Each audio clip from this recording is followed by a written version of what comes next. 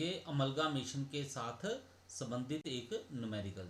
तो ये न्यूमेरिकल जो है वो बिल्कुल सिंपल सा है, इसमें सिर्फ यही बताया गया कि परचेज कंसिडरेशन जो है वो कैसे पता किया जाता है और उसकी एक बैलेंस शीट जो है वो आपने तैयार करनी है। तो क्वेश्चन देखो क्या है, A limited and B limited have agreed to amalgamate. A limited और बी लिमिटेड नाम की कंपनियां हैं, ये आपस में एकीकरण करने जा रही हैं। A new company AB Limited has been formed to take over the combined concern as on 31st March 2017। 31 मार्च 2017 को एक नई कंपनी का निर्माण किया जाएगा जिसका नाम होगा AB लिमिटेड। तो यहाँ पे A लिमिटेड है और B लिमिटेड है, ये दोनों कंपनियाँ क्या हैं, ये दोनों कंपनियाँ एक्वायरी कंपनी हैं और AB लिमिटेड जो है ये है एक्वायरर कंपनी। तो ए लिमिटेड कंपनी है, बी लिमिटेड ये क्या कर रही है, ये अपना बिजनेस बेच रही है और ए बी लिमिटेड कंपनी जो है ये इन दोनों का बिजनेस जो है उसको परचेज कर रही है।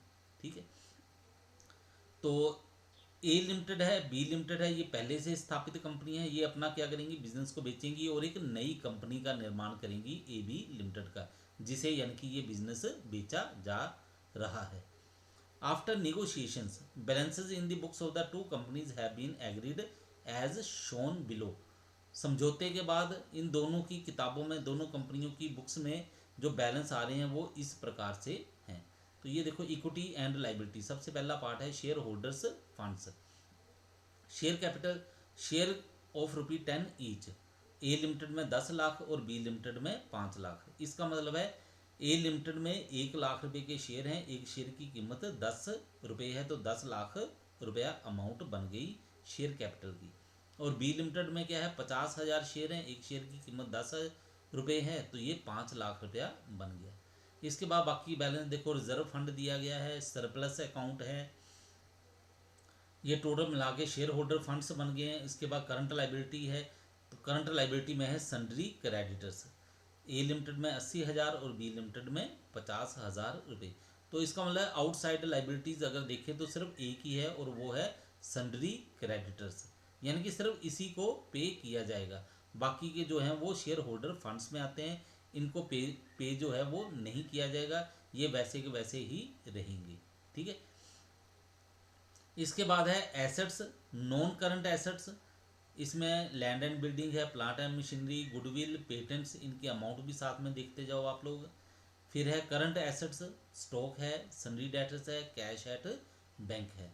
ठीक है, देखा show how the amount payable to each company is arrived at. तो ये बताना है कि दोनों कंपनियों का भुगतान के लिए जो राशि बनती है वो क्या बनेगी, कैसे पता की जाएगी, यानी कि परचेज कंसिडरेशन जो है वो पता करना है। And prepare the amalgamated balance sheet of the new company. और दोनों की जो एकीकृत चिट्ठा है, एकीकृत बैलेंस शीट जो है वो नई कंपनी में जो बन रही है उसको आपने बना के दिखाना है। तो सबसे पहले हम करते हैं amount payable to A limited, यानी कि ए लिमिटेड के लिए जो परचेज कंसिडरेशन बनता है वो क्या बनता है, वो बनता है टोटल एसेट्स। तो टोटल एसेट्स हैं 11,30,000 रुपये के। तो ये देखो, ये 11,30,000 रुपये टोटल एसेट्स बनते हैं। ठीक है, तो इसमें आपने देखना कोई फिक्टिशियस एसेट्स तो नहीं है। अगर फिक्टिशियस एसेट्स हैं तो उनको आपने रहने देना है, उनका आपने जोड़ नहीं लगाना है। ठीक है, तो 11,30,000 आ गए। उसके बाद है लेस सन्ड्री क्रेडिटर्स। तो आपको बताया दो आउटसाइड लाइबिलिटीज जो हैं उनको आपने लेस करना है। आउटसाइड लाइबिलिटी ऊपर आपको क्वेश्चन में बताया सिर्फ एक ही है, वो है सन्ड्री क्रेडिटर्स। ए लिमिटेड में 80,000, तो इसको माइनस किया तो अमाउंट आ गई पेबल, ये बन गई हमारे पास 10,50,000 रुपये। ठीक है, तो 10,50,000 रुपया बन गया अमाउंट पेबल या परचेज कंसिडरेशन। तो इसको शेयर्स के रूप में देना है, तो शेयर कितने बन गए, 1,05,000 रुपये। 10 रुपये का एक शेयर बनता है। ठीक है, यानी कि 10,50,000 को आपने क्या किया, 10 से डिवाइड कर दिया, तो 1,05,000 शेयर हमारे पास आ गए। एक शेयर की कीमत 10 रुपये है और अमाउंट जो है वो बन गई 10,50,000 रुपया परचेज कंसिडरेशन की। ठीक है, तो आपने ये रेशो पता कर लेनी है कि इसकी ज़्यादा ज़रूरत तो नहीं पड़ती है, लेकिन फिर भी आपने ये रेशो पता कर लेनी है कि एक शेयर के बदले में कितने शेयर मिल रहे हैं। यहाँ पे क्या है, अगर 20 शेयर हैं तो 20 शेयर के बदले में नई कंपनी में 21 शेयर मिल रहे हैं। तो ये आपने कैसे किया, ये आपने इसकी रेशो करनी है। जो पहले वाले शेयर हैं वो कितने हैं, पहले थे 1 लाख, ठीक है, 10 लाख की अमाउंट थी ना, ठीक है, तो शेयर बनते थे यहाँ पे 1 लाख। पहले 1 लाख शेयर थे, अब शेयर आ गए हमारे पास 1,05,000, ठीक है। तो हमने इसकी क्या करनी है, रेशियो पता करनी है 1 लाख की और 1,05,000 की, ठीक है। तो ये रेशियो जब आप निकालोगे, अनुपात को बांटोगे, तो ये बन जाएगा 20:21, ठीक है। तो इस रेशियो में शेयर जो मिलेंगे, कंपनी के पास जिन शेयर होल्डर के पास पहले 20 शेयर थे, अब उनको क्या है 21 नए शेयर मिलेंगे, नई कंपनी में 21 शेयर जो हैं वो प्राप्त होंगे। इसी प्रकार हम अब बी लिमिटेड के लिए पता करते हैं, amount payable to B limited. Total assets देख लेना, ऊपर क्वेश्चन में लिखे 6,50,000, सन्ड्री क्रेडिटर्स 50,000, ये देख लो। बी लिमिटेड के टोटल एसेट्स हैं 6,50,000 और क्रेडिटर्स हैं 50,000। तो इसका मतलब है परचेज कंसिडरेशन जो है, ठीक है, वो बन गया हमारे पास 6 लाख रुपए, ठीक है। यहाँ पे अमाउंट पेबल जो है गलत लिख दी है, तो इसको हम ठीक कर लेते हैं, ये आएगा 6 लाख रुपया, ठीक है। तो 6 लाख है, 10 के साथ डिवाइड किया, क्योंकि 10 रुपये का एक शेयर बनता है, तो ये शेयर बनेंगे 60,000, ठीक है। तो 60,000 शेयर बनेंगे और एक शेयर की कीमत होगी 10 रुपये। तो इनकी रेशो कैसे आएगी, इनकी रेशो बनेगी 5 शेयर के बदले में 6 शेयर मिलेंगे, ठीक है। जिन शेयर होल्डर के पास पहले 5 शेयर थे, उनको अब नई कंपनी में शेयर मिलेंगे 6। तो वो कैसे किया आपने, ये देखो, उनकी पहले वाली कैपिटल कितनी थी, पहले कैपिटल थी 5 लाख, यानी कि 50,000 शेयर थे। अब कितने शेयर मिल गए, 50,000 की जगह अब शेयर मिल गए 60,000, ठीक है। 50,000 और 60,000, इसका अनुपात पता किया आपने, तो वो कितना आ गया 5:6, यानी कि जिस शेयर होल्डर के पास पहले 5 शेयर थे, अब उसको नई कंपनी में 6 शेयर मिलेंगे। चलो अब इसकी बैलेंस शीट बनाते हैं। सबसे पहले आएगा share holders funds, share capital. अब शेयर कैपिटल ये कैसे आई है, 16,50,000 रुपये की। तो आपने इसके लिए क्या करना होता है, नोट बनाने होते हैं। ये आपको पहले वाले जो लेक्चर थे उसमें बताया हुआ कैसे बनाने हैं, ठीक है। तो नोट नंबर के लिए एक कॉलम बना के यहाँ पे नोट नंबर लिखते जाना है, जिसकी भी आपने कैलकुलेशन करनी है, ठीक है। तो शेयर कैपिटल ये बन गई 16,50,000 रुपया। ये क्या, ये देखो 6 लाख ये है, ठीक है, और 10,50,000 ये है, यानी कि 16,50,000 की कैपिटल बन गई, ठीक है। या ऐसे कर सकते हो कि 1,05,000 शेयर ये और 60,000 शेयर ये, ठीक है। तो 1,65,000 शेयर बन गए, एक शेयर की कीमत है 10 रुपये, तो अमाउंट आ गई हमारे पास 16,50,000 रुपये, ठीक है।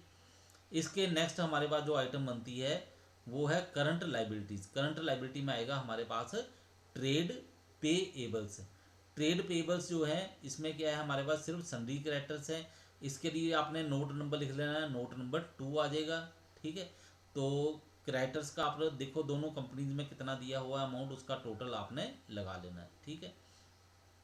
80,000, 50,000, ठीक है, ये बन गया 1,30,000 रुपया, ठीक है। तो ये 1,30,000 रुपया आ गया हमारे पास। टोटल इक्विटी एंड लाइबिलिटीज बन गई 17,80,000 रुपये की। इसके बाद है हमारे पास एसेट्स। इसमें आ गया हमारे पास number 1 non current assets. Non current assets में हमारे पास सबसे पहले है टेंजिबल एसेट्स। टेंजिबल एसेट्स में हमारे पास क्या गया था, इसमें था लैंड एंड बिल्डिंग और था प्लांट एंड मशीनरी। तो ये दोनों कंपनी के जो बनते हैं, इनका आप जोड़ लगा के देख लो। तो ये देखो यहाँ पे आपको क्वेश्चन में दिखा देते हैं, ये हैं, ठीक है। लैंड एंड बिल्डिंग 5 लाख रुपया ये है, ठीक है, और 3 लाख ये है। तो 8 लाख रुपया लैंड एंड बिल्डिंग का बन गया, और प्लांट एंड मशीनरी का कितना है 2 लाख और 2,50,000, 4,50,000। 8 लाख और 4,50,000 ये बन गया 12,50,000 रुपया। तो इसका भी आपने नोट नंबर जरूर लिख देना है। नोट नंबर आपके पास जो आ जाएगा वो बनेगा नोट नंबर 3, ठीक है। तो ये 12,50,000 आपके पास आ गया।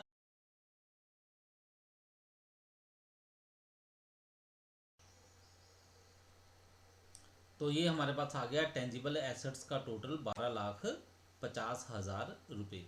ठीक है, तो इसका भी आपने नोट नंबर लिख देना, ये नोट नंबर आपके पास आ जाएगा 3। ठीक है, इसके बाद है हमारे पास इनटेंजिबल एसेट्स। तो इनटेंजिबल एसेट्स में आपके पास क्या है, इनटेंजिबल एसेट्स में आपके पास है गुडविल और पेटेंट्स। तो दोनों कंपनी के देख लो, गुडविल और पेटेंट्स क्या हैं, क्वेश्चन में देख लेते हैं हम लोग।